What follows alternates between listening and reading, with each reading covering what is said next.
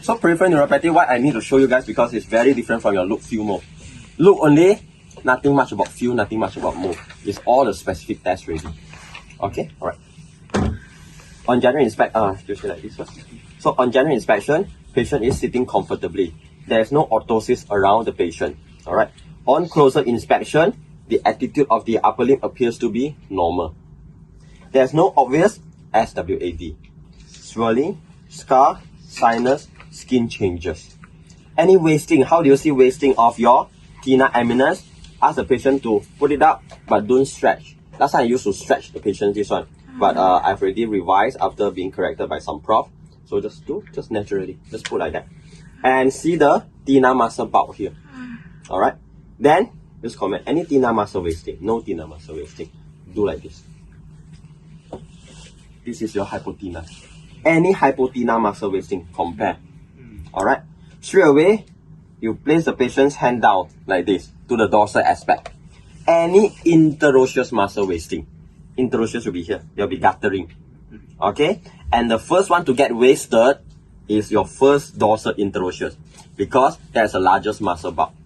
And if go wasted, it will go wasted here first. Then you comment, is there any symmetrical small hand joint swelling, suggestive of rheumatoid arthritis? Any dystrophic near changes, dry, brittle near, dry, scaly skin around the patient's near. Alright. Then once after that, you ask the patient to do this. This is a screening test. Okay? It's actually checking three nerves. This is median. This is ulnar. Ulnar means you need to ask the patient to abduct like that. And then radial. Alright? You do like this. Can you do that? And then after that, you follow that with, you test. Is it strong enough? Is it strong enough or not? Okay? You test the hook here. Is it strong enough? Is it strong enough? Okay. Then you check. Then you just mention. So from this screening, or the patient is unable to perform, the okay sign. Or what? Okay? Alright. Alright. Then after that, you put it back here. Now, median nerve. Okay? Alright. This will get a bit confusing. Just go and ask questions as you go along. Okay? Now, for each nerve, peripheral nerve, you need to check these four components: motor, sensory, Tinel sign, and provocative test. Four components: motor, sensory, Tinel sign, and provocative test. So first, motor, low median nerve. Low median means carpal tunnel lah. High median means pronator teres here. Alright. So carpal tunnel, low median nerve, you check only one muscle. What do you check? Yes, APB, abductor pollicis brevis. Place your finger at the thenar here. Ask the patient to point towards the ceiling. Okay, and you place your finger here. Push it down. Tahan. Okay, that comes out in my exam. I got a peripheral neuropathy, double crush, carpal tunnel and pronator for my short case. Abductor pollicis brevis. So point towards the ceiling. Don't let me push it down. Okay. Then you comment on the, after you compare both sides, then you comment on the MRC. Then after that, high median nerve motor, you check one muscle. FDP of the index finger. Okay. Then don't let me buka. Okay. Okay. This is FDP of the index finger. This is high median nerve motor. Setter. So motor component setter. You got your low, you got your high. Then you know already where is it from roughly. Then sensory. Sensory, high motor, where do you check? Yes, here. High motor, you check on your Thenar eminence. Why? Because your palmar cutaneous branch of your median nerve will come here approximately 5 centimeters proximal to your wrist crease. It will come out here. So if you got it here, then it will also affect the sensory over the Thenar eminence. For the low median nerve, you check at the tip of the index finger. Setter, sensory. Tinel sign. Go all the way from carpal tunnel to pronator. Kalau ada electric, bagi tahu saya. Any electric-like sensation. And if there is electric-like sensation, where did it go? Okay, third component also setter. Fourth component, provocative test. Provocative test, there are many. Alright. Usually the one that I do is Durken compression test. Alright, because that is the most sensitive test. for the carpal tunnel. And so what you do is you just press on the patient's carpal tunnel. Carpal tunnel is not here, it's here. Press for 30 seconds. Alright. The reason that I do this, one is because it's more sensitive, and then second, it only takes 30 seconds compared to your phalanx or the reverse phalanx test, which will take 60 seconds. Okay? Alright. So, for the provocative, for this one, it's just this only. For pronator teres, there are 3 provocative tests. Because the reason that we do these 3 provocative tests, we want to determine where is the site of compression. The first site of compression is FDS Arch, Flexor Digitorum Superficialis Arch. So to test the FDS arch, you will do like this. You need to extend all fingers, like this. Stabilize all fingers, and ask the patient to flex. No, here extend. Only here flex. This one is FDS. You need to eliminate all the other effects of the other fingers, because otherwise they will like tolong menolong like that one. Okay, alright. So this is a FDS arch. So when you do this, patient complain of pain. The positive sign is pain over the pronator teres here. It's considered positive. That's the first provocative test. Second, bicipital aponeurosis, which is your bicipital tendon here. Alright, can also compress on your high median nerve. So how you do? Like how you check C5 only. Alright, so tahan. Patient complain of pain here. This is a bicipital aponeurosis provocative test. Number 3, between the 2 heads of your pronator teres. Okay, so you ask the patient to pronate against resistance. Saya akan buka, jangan bagi saya buka. You want to pronate, right? So you pronate. Okay, saya akan macam ni, like this. Because you need to check the according to that pronator teres. Pronator teres is responsible for pronation, so need to pronate against resistance. So you, as a doctor, you do the other way around. Your patient need to close, then you open. Yes. So for the FDS arch, do we have to specifically press the medial phalanx, or distal one will do? No, just like this. Okay, you go back here. Right. Stabilize, and after that here. It's not really the middle phalanx, but rather here, the proximal phalanx here. Because your FDS, as you know, will be attached to the middle phalanx, and after that it will flex this one, right? Your PIPJ. So just like this. Okay, all right. So, those are the 3 provocative. That's median nerve. Got it so far? Motor, sensory, Tinel side, provocative test. Now, ulnar nerve. Ulnar nerve motor. Alright. High ulnar nerve motor. So, you check for the FDP of your index finger. Like this. If it is weak, there is a sign called Pollock sign. Heard before?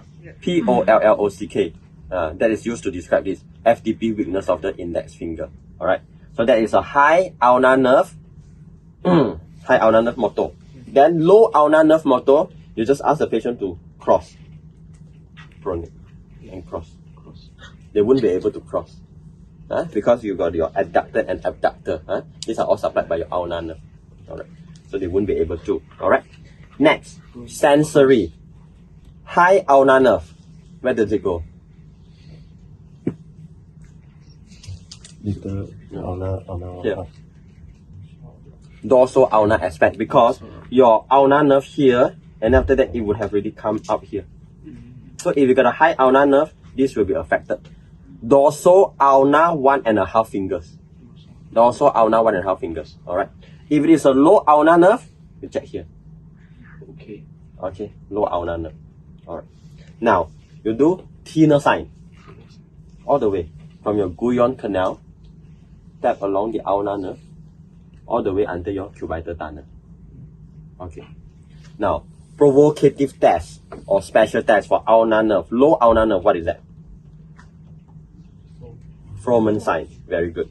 So,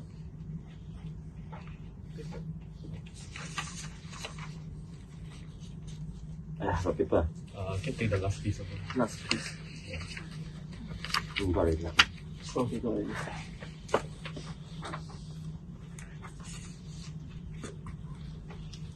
Okay, ask the patient to get it at the side like this. Patient wouldn't be able to do that, and they will try to compensate by this. I think that's So the palm is facing up lah. Not really also lah, but rather just that's not so important. Okay. But rather it has got to be at the side. Okay. But to Or be at the honest, side of- yeah. But to be honest, if they got this weakness, the first one also they cannot do already. When they want to grab also they will try to compensate already because they they will do wouldn't like think- this they will straight away do like this. Okay, I see. But I think it is fair enough because that's real life. That's a reality. I think you just report as it is. If I were you, I would just report it. To be honest, my Froment sign examination is a bit suboptimal as the patient is unable to start with the proper position. Fine, just report as it is. Why not? Doctor, can I confirm? This is abduction. Then this is adduction. Yeah, Right? correct. From when we do adductor, when Because- we do like this. Because your adductor is supplied by which nerve? Adductor is ulnar. Ulnar nerve. So they won't be able to do that. Yeah. So they will compensate with your median nerve. Yeah. Median nerve. I just want to confirm it's thumb facing up, and this is abduction. This is AD. Adduction. AD. Then if for like this, then this is A- flex. Abductor. I mean like if this motion is flexion or it's adduction. No. Flexion, when we talk about flexion of the Froment, is a flexion of your IPJ. Oh. It's not the flexion of your thumb. It's not this movement. Alright. So because you see, your thumb is almost like perpendicular to this one. So the movement is a bit different. This is AD duct. This is AB duct. This is extend. This is flexion. Okay. The movement is slightly different. Oh, so thumb facing up or literal will do also for from. Both, Sorry? Both will do for from. Like how? Like do like this or do like this. No, usually should be like this. Should be like this. But because how to say it's not like this. It's not like this. It's definitely like this. But it's how you want to cannot be proper. So you just make sure that it is like this, side to the side. Side to the side. Side to the side. Okay. And then they won't be able to do that, and then they will do like this. Okay. So they will do flexion. Flexion. They will compensate with the median nerve. Initially is adduct. Yes. Then they will compensate by flexion. Yes, They correct. can- Okay. Correct. That's Froment sign. Alright. So ulnar nerve provocative test for this one is Froment sign, low ulnar. High ulnar, nothing much, but rather you just palpate here any tenderness or not. And then after that, palpate for the tubular structure behind your medial epicondyle. That's your ulnar nerve.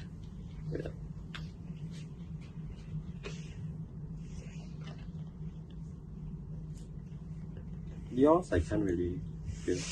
But some okay, alright. So you feel the ulnar nerve, and then after that, you check for the stability. Flexion, extension, flexion, extension. See whether it's subluxate or not. If it's subluxate, it will come up here. Understand? When you flex, you will go to the front. When you extend, you will go to the back. What happens is that if you consistently have this ulnar nerve subluxation, it will cause irritation. So you will have this neuritis, ulnar nerve, high cubital tunnel, and so on. So what we can do is, during the surgery, we do a cubital tunnel release, then we just transpose our ulnar nerve anteriorly, so that it doesn't have this constant instability movement. Alright. Okay, so that's for ulnar nerve. Alright, then radial nerve. Radial nerve, slightly simpler, not much of a provocative test, but rather sensory, one part only. Here, dorso-radial 3.5, so we'll check here. Okay, check the sensory here. For the motor, because when you have a radial wrist drop, then you got a thumb drop, finger drop, and wrist drop. So you check all these three functions. Alright, so can you do like this? Okay, this is thumb. You're checking for the thumb. After that, you go like this, and then don't let me push it down. This is finger. Then after that, wrist. Okay, don't let me push it down. This is wrist. After you check these three power, the next one you're going to check is brachioradialis, because brachioradialis is supplied by your radial nerve as well. Alright, so how you check brachioradialis? Elbow flexion in this position, correct?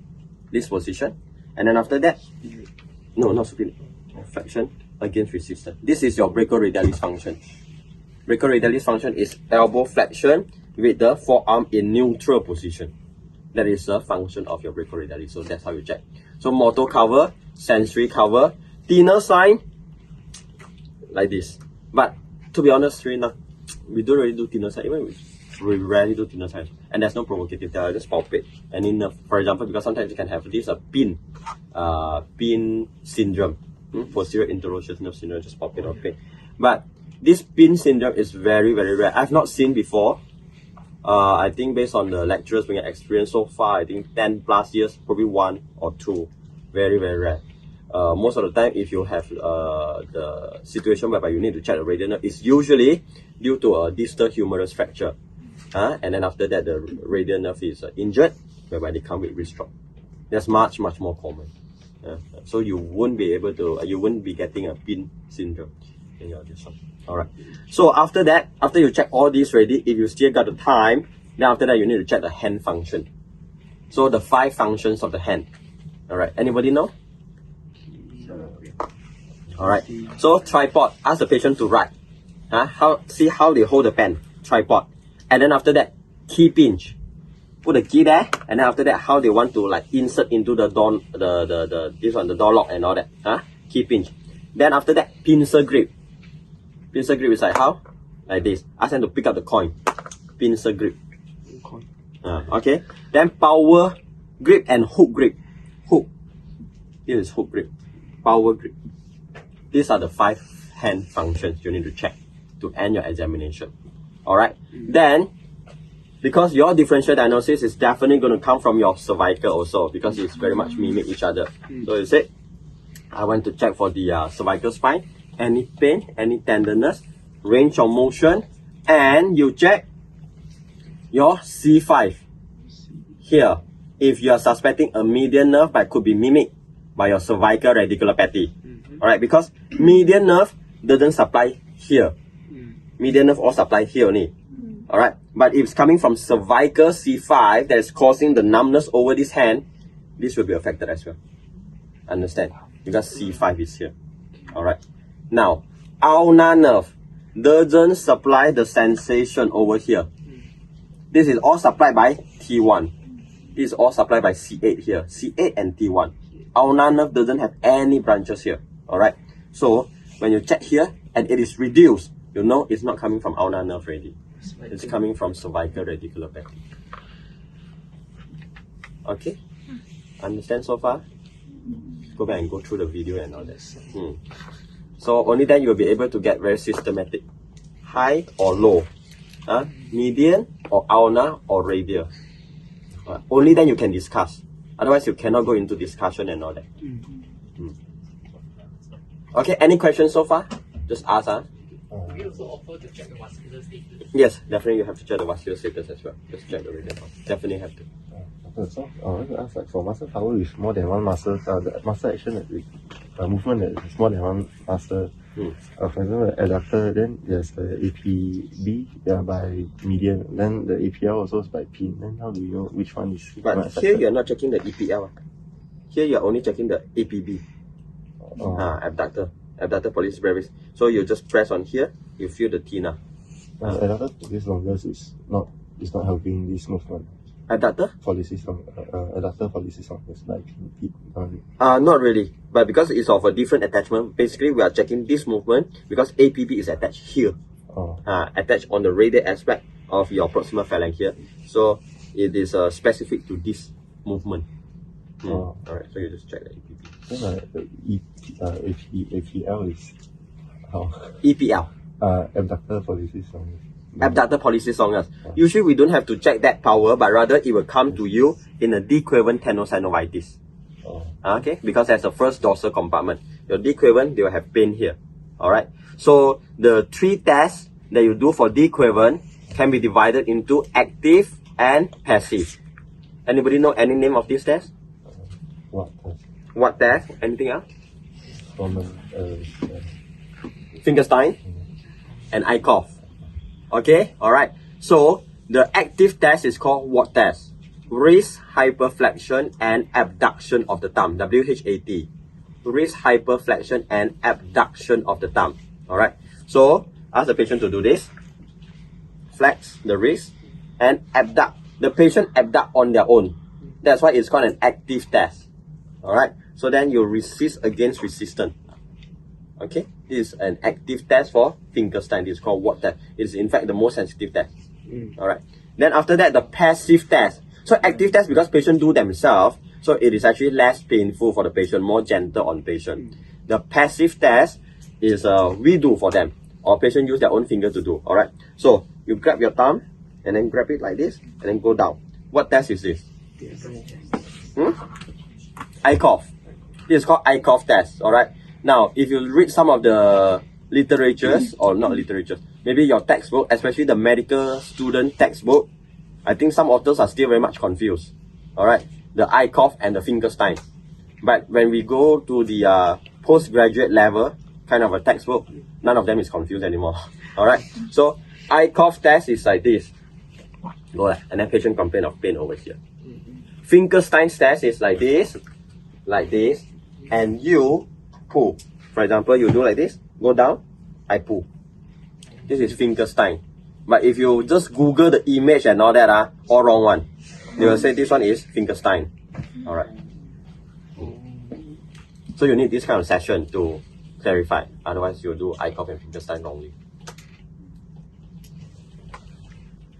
Okay? Alright. Alright, so management. Alright. So conservative and then surgical.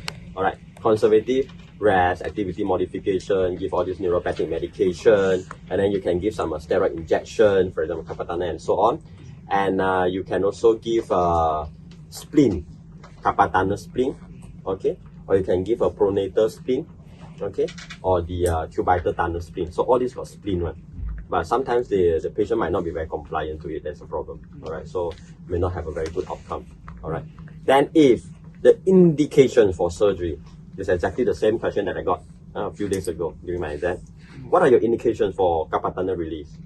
Okay, so when there is failure of conservative treatment, persistent pain, muscle wasting, for example, Thenar muscle wasting, okay?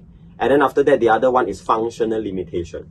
4 indications, you do surgery. Not only for carpal tunnel, for pronator, for cubital tunnel. Again, persistent pain, functional limitation, failure of conservative treatment, and muscle wasting. 4 indications to do surgery in this kind of peripheral neuropathy. I'm going to ask you, the next question, as expected, is, do you need a nerve conduction study and EMG for this?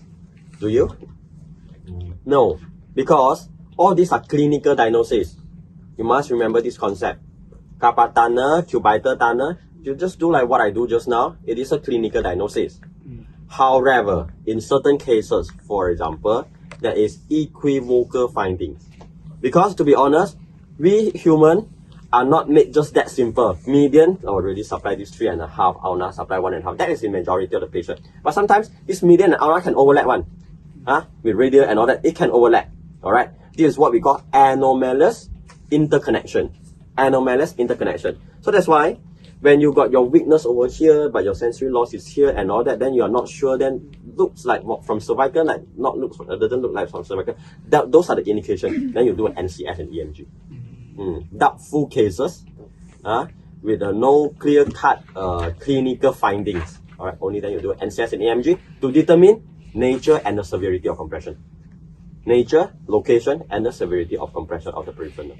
Alright, that's all. Alright, X-ray no need. X-ray no need, no plain radiograph, no need ultrasound, nothing. Just clinical diagnosis. If fulfill the indication, go in for surgery. That's all. Okay. Any questions so far up to now? Doctor, do we need to do like the provocative test for the cervical radiculopathy? Yes. Yes, I think that would be good. That would be good. So similarly, you do this, and after that you screen for the cervical, and after that the 2 provocative tests. These are exactly my question also. 2 days ago, alright, for that. And after that, they asked me what are the 2 provocative tests, and then asked me to demonstrate to them. So one is limit sign, one is a Sperling test, alright. So limit sign, flexion or extension of the neck. You see some of the books, they write flexion. Some of the books, they write extension, alright. Now this concept has already been clarified. It very much depends on your pathology. It can be coming from the front, for example, prolapse disc. It can be coming from the back, for example, ossification of the yellow ligament. So it depends on your compression side. If compression side is anterior, then anteriorly, then will cause reproduction of the symptoms. With extension, neck extension. So no need to get confused over this anymore. Alright. But the thing is, limit sign, you can't just do and then patient don't have, then you say okay already. It's approximately about 5 to 10 seconds. 5 to 10 seconds. That's by Prof. Sabaru in UKM. He would recommend 10 seconds. Now the next thing is that Sperling test. So how you do, for example, the patient been complaining of numbness over the right hand. Alright, you want to do a Sperling test to check the right cervical radiculopathy. These are check radiculopathy, these two things, not myelopathy. Alright, so ipsilateral rotation, look here. Slightly extended neck, look up. And then I apply an axial compression loading on the neck. Push it down to close the space. Alright, to irritate the nerve root. And then reproduction of the symptoms. So again, rotation to the ipsilateral side, slightly extended neck, axial loading.